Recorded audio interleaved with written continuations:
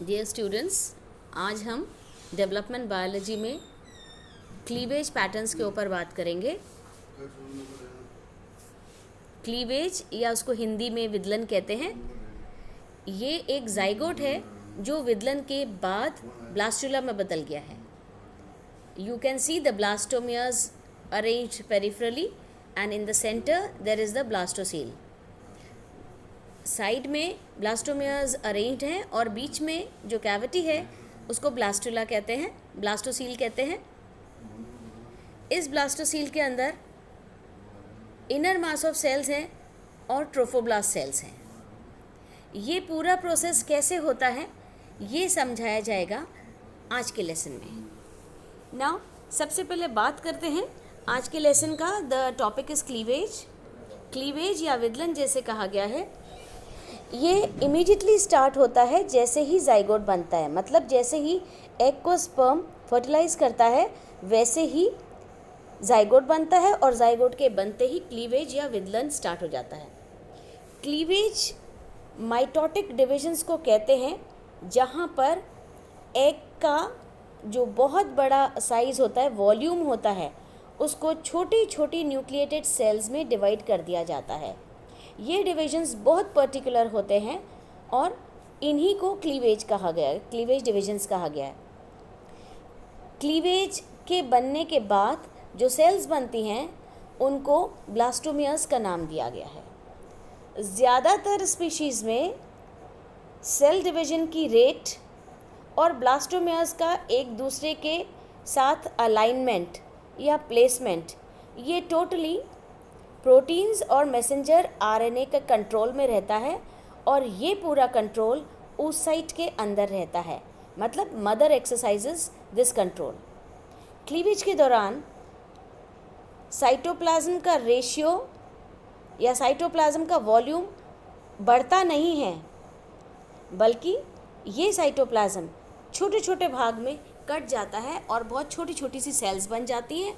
और अब ये 2 सेल जो जाइगोट आप कह रहे हैं ये मल्टी सेल स्टेज में बदल जाता है और वो सारी सेल्स आगे जा कर के ब्लास्टोमियर्स कहलाएंगी। इस क्लीवेज के फलस्वरूप साइटोप्लाज्म और न्यूक्लियस का रेशियो कम होता जाता है। जैसे जैसे क्लीवेज बढ़ता जाता है वैसे वैसे साइटोप्लाज्म टू न्यूक्लियस का रेशियो कम होता जाता है। ये साइटोप्लाज्म और न्यूक्लियस का रेशियो बहुत इम्पॉर्टेंट है क्योंकि जीन एक्टिवेशन केवल एक पर्टिकुलर स्टेज पे ही होता है। जैसे एग्जाम्पल के लिए हम लेते हैं frog Xenopus Levi's.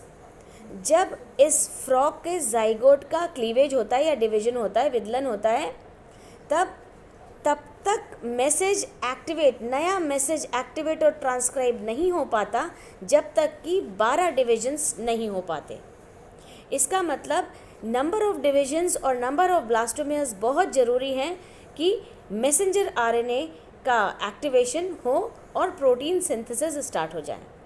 So since the minimum requirement of messenger RNA as well as proteins is essential for blastomeres to form, cleavage becomes important.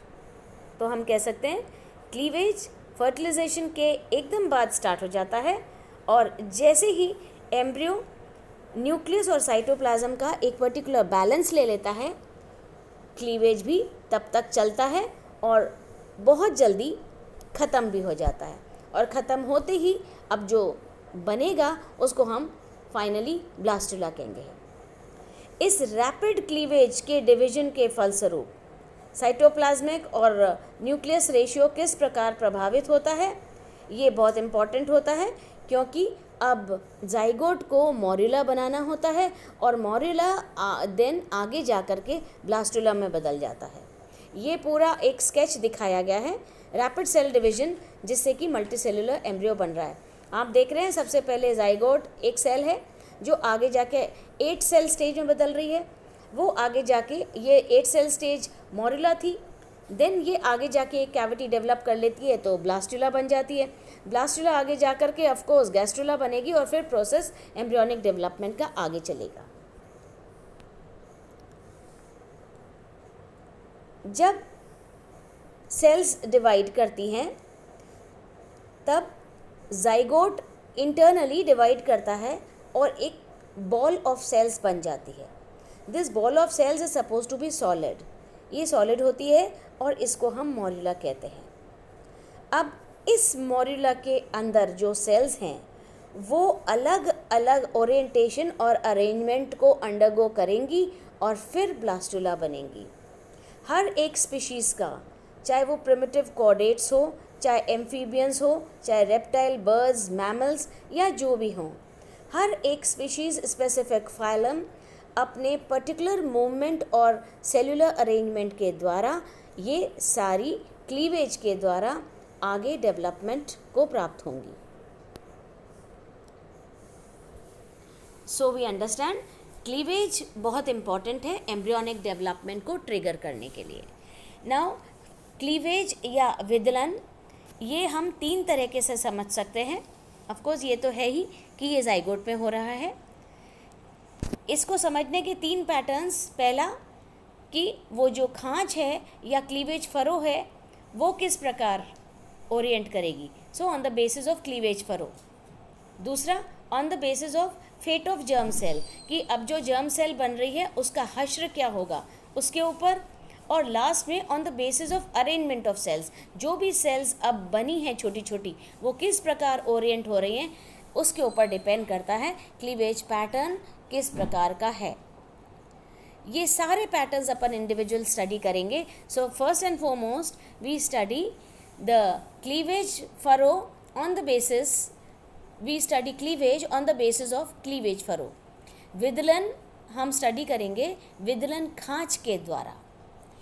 इस प्रकार का विदलन 2 होते हैं. एक को हम होलोब्लास्टिक क्लीवेज कहते हैं और दूसरे को हम मीरोब्लास्टिक क्लीवेज कहते हैं.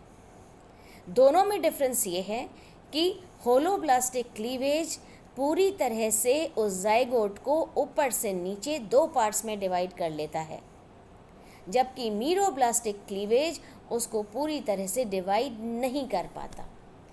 तो to begin with holoblastic equal cleavage. इस तरह के क्लीवेज के अंदर क्लीवेज फरो कुछ इस प्रकार अंडे को डिवाइड करती है या जाइगोट को डिवाइड करती है कि पूरे एनिमल से वेजिटल पोल तक एक लाइन ऑफ डिवीजन जाती है और एग को 2 पार्ट्स में डिवाइड कर लेती है. इस प्रकार का डिवीजन माइक्रोलेसिथल एग्स में होता है क्योंकि यहाँ पे योग की मात्रा कम होती है. हम ये भी जानते हैं कि वो सारे एग्स जिनके अंदर योग की मात्रा कम होती है वो आराम से पूरी तरह डिवाइड हो जाते हैं. अगर योग ज़्यादा होता है तब ये विदलन खांच पूरी तरह से ऊपर से नीचे काट नहीं पाती और डिवीजन इनकम्प्लीट रह जाता है जो आगे जाके मीरोब्लास्टिक डिवीजन बन जाएगा. So in this type of division, holoblastic equal cleavage, the cleavage furrow extend completely through the animal vegetal axis और पूरी तरह से उस एग को 2 पार्ट्स में काट देती है. Now depends upon कि ये जो काट आया है ये किस प्रकार गया. क्या ये उस एग को 2 इक्वल पार्ट्स में डिवाइड कर रहा है या 2 अनइक्वल पार्ट्स में डिवाइड कर रहा है. इसके बेस पे हम कहते हैं होलोब्लास्टिक इक्वल क्लीवेज और होलोब्लास्टिक अनइक्वल क्लीवेज. अगर विदलन काट उस पूरे एग को 2 बराबर हिस्से में बांट देती है, मतलब 2 ब्लास्टोमियास बनते हैं, तो हम कहते हैं होलोब्लास्टिक इक्वल क्लीवेज और ये माइक्रोलेसिथल एग्स में होता है. दूसरा प्रकार का क्लीवेज होता है होलोब्लास्टिक अनइक्वल क्लीवेज. इस तरह के एग्स में योक डिस्ट्रीब्यूटेड रहता है पूरा एनिमल वेजिटल एक्सिस के आसपास. जहाँ जहाँ योक होता है वहाँ वहाँ वो रेस्ट्रिक्शन इम्पोज करता है क्योंकि विदलन खांच को वो पास ही होने नहीं देता. जो फर्स्ट और सेकंड खांचें होती हैं, ये फर्स्ट और सेकंड क्लीवेज फरो, ये बिल्कुल सिमिलर होती हैं जैसे कि होलोब्लास्टिक इक्वल क्लीवेज में है. लेकिन जो तीसरी क्लीवेज फरो है वो पूरी तरह से डिवाइड नहीं होने पाती और एज अ रिज़ल्ट वो जो क्लीवेज फरो है वो थोड़ा सा खिसक जाता है। एज अ रिज़ल्ट अब जो सेल्स बनेंगी वो इक्वल साइज़ की नहीं होंगी, कुछ बड़ी होंगी तो कुछ छोटी होंगी। जो छोटी होती हैं उनको हम माइक्रोमेयर्स कहते हैं और जो बड़ी होती हैं उनको हम मैक्रोमेयर्स या फिर मेगामेयर्स भी कह सकते हैं। इस तरह का होलोब्लास्टिक अनइक्वल क्लीवेज पैटर्न हम लोअर फिशेस में और एम्फीबियंस में देखते हैं।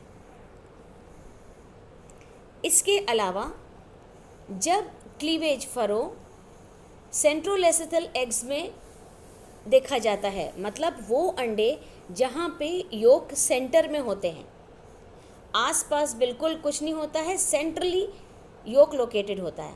यहाँ पे जो पहले डिविजन्स होते हैं वो एग के सरफेस पे होते हैं। क्लीवेज फरो सेंटर तक तो जाने ही नहीं पाते क्योंकि योक कभी पूरी तरह से डिवाइड ही नहीं करता। तो ये जो डिविजन्स हैं ये साइटोप्लाज्म का डिवीजन होने ही नहीं पाता, केवल वो छोटा सा हिस्सा जहाँ पे न्यूक्लियस प्रेजेंट है वहाँ पे क्लीवेज फरो फटाफट होते चले जाते हैं और न्यूक्लियस बहुत ज़्यादा डिवाइड कर जाता है और एक सिंसिशियल कंडीशन बन जाती है, multi nuclear non septate condition, जो बहुत सारे न्यूक्लियर साइटोप्लाज्म में बिखरे हुए से दिखाई देते हैं। And now after this may be the cytoplasm also undergo division, और हर छोटे छोटे न्यूक्लियाई को साइटोप्लाज्म सराउंड करने का कोशिश करता है, लेकिन the divisions are not equal. And इस तरह का जो डिवीजन है ये केवल सुपरफिशियली देखा गया है, अंदर तक तो जाता ही नहीं है क्योंकि अंदर योक उसका रास्ता रोक लेता है। इसको हम सुपरफिशियल क्लीवेज कहते हैं। Next, meroblastic cleavage division. Meroblastic जैसे आपको पहले भी बताया था, ये वो डिवीजन होता है जहाँ पे क्लीवेज फरो पूरी तरह से एग को नहीं डिवाइड कर पाता क्योंकि बीच में जो पीतक है या योक है ये अड़चन देता है। इस तरह का मीरोब्लास्टिक क्लीवेज मेगालेसेथल एग्स में देखने को मिलता है या फिर टीलोलेसेथल एग्स में। मेगालेसेथल मतलब जिसमें योक बहुत ज़्यादा होता है, या टीलोलेसेथल जहाँ पे एक तरफ योक पूरा कॉन्सेंट्रेटेड रहता है। So these eggs are heavily laden with yolk. ये जो एक्टिव पोर्शन है, एक्टिव पोर्शन कहते हैं जहाँ पे न्यूक्लियस होता है, ये एक्टिव पोर्शन एनिमल पोल पे एक छोटे से जगह पे सीमित रह जाता है जिसको जर्मिनल डिस्क या ब्लास्टोडिस्क कहते हैं। तो ऑब्वियस है जहाँ पे ब्लास्टोडिस्क है वहीं तक क्लीवेज फरो या विदलन खांचे आपस में एक दूसरे को काटती चली जाती हैं और जो नीचे बहुत सारा योक है वो टोटली अनडिवाइडेड रह जाता है। जो ब्लास्टोमियर्स पहले बनती हैं वो इनकम्प्लीट होती हैं क्योंकि वो नीचे जो योक है, इन ब्लास्टोमियर्स के जो नीचे योक पाया जाता है इनके साथ कंटिन्यूअस रहती हैं, इसलिए इनका डिवीजन इनकम्प्लीट रहता है। इस प्रकार के डिविजन्स को मीरोब्लास्टिक क्लीवेज कहते हैं या डिस्कॉइडल क्लीवेज भी कहा जाता है। तो ये तो था एग के अंदर योक के ऊपर आधारित क्लीवेज और विदलन खांच किस प्रकार डिफरेंट एग्स को काट रही है।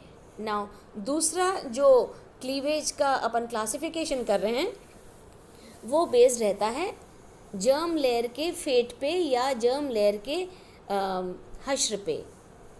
इसमें दो तरह के क्लीवेज देखने को मिलते हैं, पहला इनडिटर्मिनेट और दूसरा डिटर्मिनेट। अब ये जो इनडिटर्मिनेट और डिटर्मिनेट क्लीवेज हैं इनके बारे में अपन पढ़ते हैं।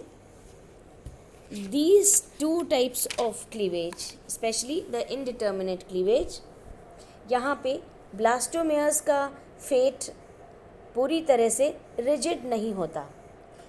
ब्लास्टोमेयर्स इलास्टिसिटी दिखाती है और या आप कह दो प्लास्टिसिटी दिखाती है। ऐसे में माना जाता है कि जो ब्लास्टोमेयर अगर नष्ट हो जाती है तो उसको आराम से दूसरी ब्लास्टोमेयर उसकी जगह ले लेती है। Since the fate of the blastomere is not rigid, नष्ट की भी ब्लास्टोमेयर की जगह दूसरी ब्लास्टोमेयर आराम से ले रही है, तो आराम से अगर कोई भी डैमेज हो जाता है वो डैमेज पूरा कर दिया जाता है और जब एम्ब्रियो बनता है तो वो पूरा कंप्लीट एम्ब्रियो होता है। यहाँ पे क्योंकि हर ब्लास्टोमेयर का जो फेट है या उसकी जो डेस्टिनी है वो पूरी तरह से निर्धारित नहीं है। एक ब्लास्टोमेयर के मृत होने के बाद या किसी तरह डिस्ट्रॉय होने के बाद उसकी जगह दूसरी ब्लास्टोमेयर ले लेती है, तो एम्ब्रियो आगे जा कर के बिल्कुल नॉर्मल बनता है, एकदम ठीक बनता है। दूसरी तरह का क्लीवेज जिसको हम कहते हैं डिटर्मिनेट क्लीवेज या निर्धारित क्लीवेज, जिसे एस्कैरस में देखने को मिलता है। यहाँ पे हर एक ब्लास्टोमेयर का अपना निर्धारित फेट होता है और डेफिनेट पोजीशन होती है। ये प्री डिटर्मिन्ड फेट और डेफिनेट पोजीशन इसको स्पेसिफिसिटी देते हैं। अगर कोई ब्लास्टोमेयर डिस्ट्रॉय हो जाती है या उसको चोट लग जाती है तो वो रिप्लेस नहीं होने पाती एंड एम्ब्रियो बनने पर वो कमी हमेशा रहती है। इस प्रकार के क्लीवेज को डिटर्मिनेट क्लीवेज कहते हैं और ये क्लीवेज मोज़ेक टाइप ऑफ ब्लास्टुलम में पाया जाता है जो एस्कैरस के एग में देखने को मिलता है। So this was the type of division which was based on the fate of blastomeres. अब क्लीवेज का हम वो पैटर्न पढ़ते हैं जो उसके अंदर पास होती हुई खांचों के द्वारा सेट होता है, या we can also call it the different planes of cleavage. Cleavage start कैसे होता है? जैसे ही जाइगोट के अंदर एक पतली सी लाइन दिखनी स्टार्ट हो जाती है, इस लाइन को हम क्लीवेज फरो कहते हैं और ये क्लीवेज फरो उस जाइगोट को अलग अलग खांचों में बांट करके ब्लास्टोमेयर्स को बनाना स्टार्ट करती है। वी से क्लीवेज स्टार्ट हो गया। Depending upon the type of line that passes, this is divided into 4। 4 तरह के डिविजन्स होते हैं, प्लेन्स होते हैं, जिसको आप कहते हैं मेरिडोनियल, वर्टिकल, इक्वेटोरियल और लैटिट्यूडनल। तो पहले बात करते हैं मेरिडोनियल प्लेन। इस तरह के क्लीवेज पैटर्न में ये जो विदलन खांच है या क्लीवेज फरो है, ये एक्टिव एनिमल पोल से इनएक्टिव वेजिटल पोल की तरफ पास होती है और उसके पूरे बीच में से मिड पॉइंट में से निकलती है, एनिमल वेजिटल एक्सिस के मिड पॉइंट में से निकलती है। इस वजह से ये एग को पूरी तरह से 2 इक्वल पार्ट्स में डिवाइड कर देती है and we get 2 equal sized blastomeres. For example मेंढक में, एम्फिऑक्सस में या चूज़े में या अलग अलग डिविजन्स में हमें ये इस तरह का डिवीजन देखने को मिलता है या इस तरह का प्लेन डिवाइडिंग देखने को मिलता है। सेकंड, जिसको वर्टिकल डिवीजन कहते हैं, वर्टिकल प्लेन कहते हैं, जब विदलन खांच ये बिल्कुल वो पहले की तरह होती है, मेरिडोनियल की तरह होती है। ये स्टार्ट तो मेरिडोनियल की तरह करती है कि ये एक्टिव से पैसिव पोल की तरफ जाती है, मतलब एनिमल से वेजिटल पोल की तरफ जाती है, लेकिन सेंट्रल पॉइंट से नहीं गुजर पाती क्योंकि बीच में योक आ जाती है और वो थोड़ी सी टेढ़ी हो जाती है। This is known as vertical plane. इसका भी एग्जाम्पल है, मेंढक के अंदर जब चौथा क्लीवेज डिवीजन देखते हैं या चूज़े के अंदर तीसरा विदलन डिवीजन देखते हैं तो वर्टिकल प्लेन के द्वारा वो डिवाइड करता हुआ दिखता है। नाउ नेक्स्ट, जिसको आप कह रहे हैं इक्वेटोरियल प्लेन। इस इक्वेटोरियल प्लेन में क्लीवेज फरो एग को राइट एंगल पे काटती है मीडियन एक्सिस से और बिल्कुल हाफ वे होता है, एनिमल और वेजिटल पोल के एकदम सटीक बीच में से काटती है। So this type of division is seen in the first cleavage division of ambystoma और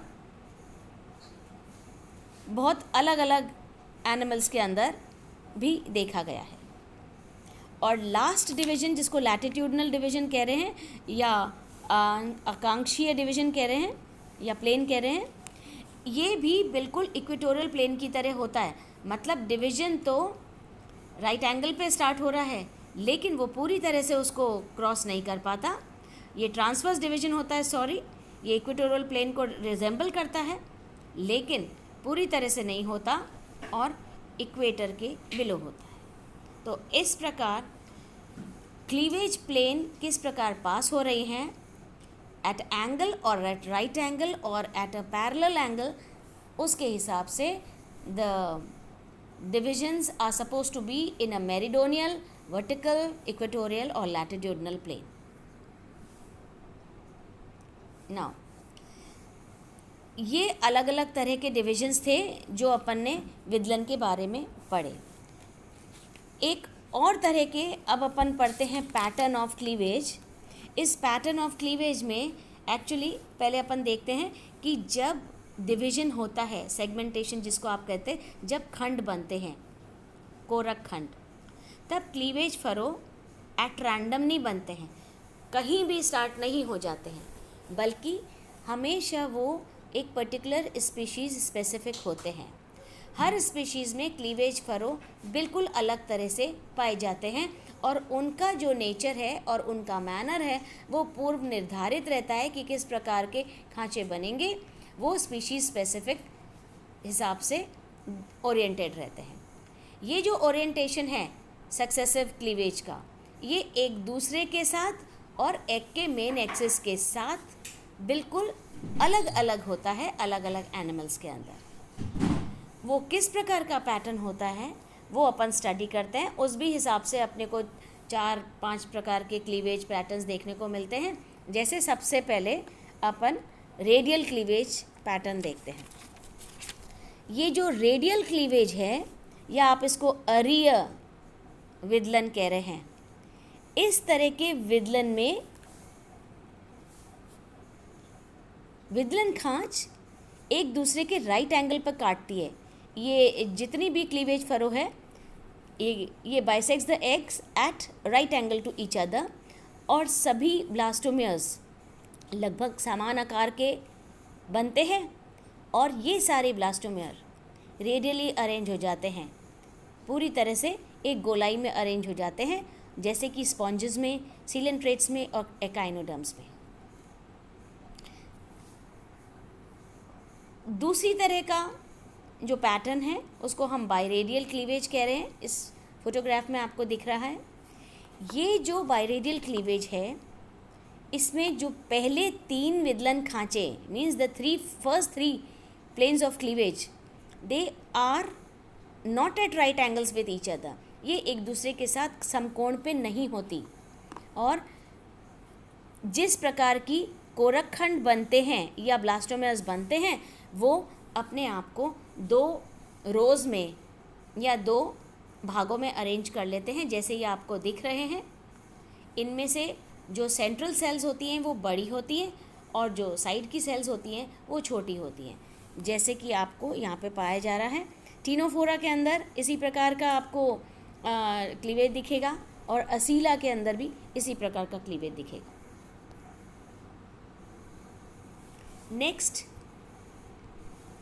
next type of cleavage is spiral cleavage. ये जो स्पाइरल क्लीवेज है, ये एक्चुअली इसलिए होता है कि अंडे के अलग अलग भाग रोटेशनल मूवमेंट्स करते हैं, क्योंकि एग स्टैटिक नहीं है, रोटेट कर रहा है। इस रोटेशन की वजह से ये जो विदलन खांचे हैं या जो क्लीवेज फरो हैं, वो सीधी न होकर के आड़ी तिरछी हो जाती हैं। तो इस प्रकार ये खांचे ओब्लिक हो जाती हैं, या अपन कहते हैं ये डायगनल हो जाती हैं, थोड़ी टेढ़ी हो जाती हैं, इसलिए हम इसको ओब्लिक क्लीवेज भी कहते हैं। इस घूमने की वजह से या रोटेशनल मूवमेंट की वजह से ये ब्लास्टोमियास बन रही हैं, ये भी एक प्रकार गोलाई में घूमते हुए अपने अलग अलग जगह पर पहुंच जाती हैं। अब क्योंकि घूमने के कारण ये एक दूसरे के ऊपर एग्जैक्टली नहीं फिट हो पाती, तो ये ऊपर और नीचे की लेयर आपस में थोड़ी सी खिसकी हुई दिखाई देती है। So this was the spiral cleavage. For example ये मॉलस्क के अंदर, निमेटेंस के अंदर और कुछ प्लानेरियंस के अंदर भी इसी तरह का डिवीजन देखने को मिलता है। Next type of cleavage division takes place in a bilateral manner. मतलब वो सारे एनिमल्स जिनके अंदर बायलेटरल सिमेट्री पाई जाती है, द्विपक्षीय, उसको हम बायलेटरल क्लीवेज कहते हैं। इस तरह के पैटर्न में ब्लास्टोमियर्स कुछ इस प्रकार अरेंज हो जाती है कि उस पर्टिकुलर जाइगोट में एक लेफ़्ट और एक राइट साइड बनने लग जाता है, दोनों हाफ्स डिस्टिंक्ट हो जाते हैं। जो पहली दो ब्लास्टोमियर्स होती हैं, हो सकता है वो बाद की दो ब्लास्टोमियर्स से बड़ी हों या छोटी हों, लेकिन दो हाफ्स प्रॉपरली डिमार्केट हो जाते हैं और एक प्लेन ऑफ सिमेट्री सेट हो जाती है, जिसको हम बायलेटरल प्लेन ऑफ सिमेट्री कहते हैं, और ये सब डेवलपिंग एम्ब्रियो में हो जाती है। For example in nematodes, cephalopods, mollusc, echinoderms, tunicates, amphibia और हायर एनिमल्स, हम सब बायलेटरल सिमेट्री वाले होते ही हैं। So these were how the different types of cleavage patterns were formed. कुछ पैटर्न्स इसलिए देखे गए क्योंकि एग के अंदर योग कम था या योग ज़्यादा था। कुछ पैटर्न इसलिए देखे गए कि उसमें बनने वाली ब्लास्टोमेयर रिप्लेस हो सकती है या रिप्लेस नहीं हो सकती। और कुछ पैटर्न्स इसलिए देखे गए कि जो विदलन खांचे हैं वो किस प्रकार अंडे को काट रही हैं, पूरी तरह से काट रही हैं, वो कैसे बना रही हैं, इक्वल अनइक्वल कैसी ब्लास्टोमेयर्स बना रही हैं, और ये ब्लास्टोमेयर्स आगे जा कर के रेडियल, बायरेडियल, स्पाइरल, बायलेटरल किस प्रकार की सिमेट्री में स्थापित होना है, ये सारा इस पैटर्न के ऊपर डिपेंड करता है। तो that was cleavage. I again से क्लीवेज वो डिवीजन है जो फर्टिलाइजेशन के इमीडिएटली बाद जाइगोट में होता है और बहुत कम टाइम के लिए रहता है। The rate of cleavage, the rate of division जो माइटोटिक होते हैं बहुत फास्ट होते हैं, बहुत कम समय के लिए होते हैं, और क्लीवेज के फलस्वरूप एक सॉलिड बॉल ऑफ सेल्स बनती है जो मॉर्यूला कहलाती है, और ये मॉर्यूला धीरे धीरे arrangement and orientation of sales undergo करता है, और सेल्स एक पर्टिकुलर ओरिएंटेशन में अपने आप को अरेंज कर लेती हैं और ब्लास्टुला बना देती हैं, और क्लीवेज के फलस्वरूप ब्लास्टुला बनता है। Now there are different types of laws जो अलग अलग साइंटिस्ट टाइम टू टाइम निकालते आए हैं कि वो कौन से नियम हैं जो क्लीवेज के दौरान फॉलो होते हैं या माने जाते हैं। ऐसे केस में 4 नियम हैं मेन। सबसे पहले सैक्स लॉ।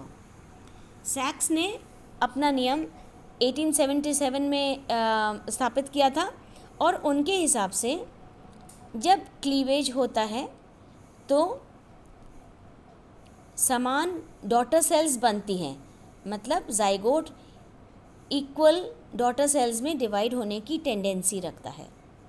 ये जितने भी नए डिविजन्स हैं ये अपने पहले डिविजन्स के राइट एंगल पे होते हैं, और यह भी कि जो नई बनती हुई ब्लास्टोमेयर्स हैं वो अपने आप को अरेंज कर लेती हैं सेंट्रली, एक राउंड आकार में अरेंज करने की टेंडेंसी रखती हैं। तो सैक्स law says that cleaving cells divide into daughter cells, ये इनका डॉटर सेल्स में डिवाइड करने का इनका नेचर होता है। सभी डिवीजन अपने पहले के डिवीजन के राइट एंगल पे होते हैं, और ये जो ब्लास्टोमेयर्स इस तरह से बनती हैं ये एक गोल आकृति में अपने आप को अरेंज कर लेती हैं। दूसरा नियम हर्टविग का था जो 1881 में हर्टविग ने बनाया। हर्टविग ने कहा कि जैसे जैसे विदलन होता है तो उसमें न्यूक्लियस और माइटोटिक स्पिंडल इनके अरेंजमेंट की वजह से डिवीजन प्रभावित होता है। जैसे जो माइक्रोलेसेथल एग्स होते हैं जिनमें कम योग होता है, या फिर आप कह दो वहाँ पे माइक्रोलेसेथल एग्स में ये जो स्पिंडल है बीच में बनती है, जबकि टीलोलेसेथल एग्स में स्पिंडल हमेशा पोल्स के पास बनती है। So depending upon the type of egg के अंदर किस प्रकार का योग डिस्ट्रीब्यूशन है, स्पिंडल या तो एग के बीच में बनेगी या एग के पोल्स में बनेंगी। ये था हर्टविग का नियम। तीसरा लॉ बाल्फर्स का था। बाल्फर्स ने 1885 में नियम प्रतिपादित किया, जिसके हिसाब से उन्होंने कहा कि किसी भी एग के अंदर रेट ऑफ क्लीवेज उसमें उपस्थित योग से इन्वर्स होती है। मतलब अगर योग ज़्यादा होता है तो रेट ऑफ क्लीवेज कम होती है, अगर योग कम होता है तो रेट ऑफ क्लीवेज ज़्यादा होती है। दैट मीन्स माइक्रोमेयर्स के अंदर जो रेट ऑफ क्लीवेज है वो ज़्यादा होती है क्योंकि उसके अंदर योग नहीं जैसा होता है, जबकि मेगामेयर्स के अंदर क्योंकि योग होता है वहाँ पे वो लार्ज साइज्ड भी होती है और रेट ऑफ क्लीवेज उनमें कम भी होता है। और लास्ट लॉ क्रूगर्स का था, जिन्होंने ये कहा कि माइटोटिक स्पिंडल हमेशा उस डायरेक्शन में लंबी होती है या एक्सटेंड करती है जहाँ पे मिनिमम रेजिस्टेंस होता है। Mitotic spindle always elongates in the direction of least resistance. और ये कुछ बैल्फोर्स लॉ से मिलता जुलता है। So this was all about cleavage. What is cleavage? How it takes place? What are the different patterns of cleavage, planes of cleavage? How is it affected? And the different laws which are framed for cleavage. Thank you.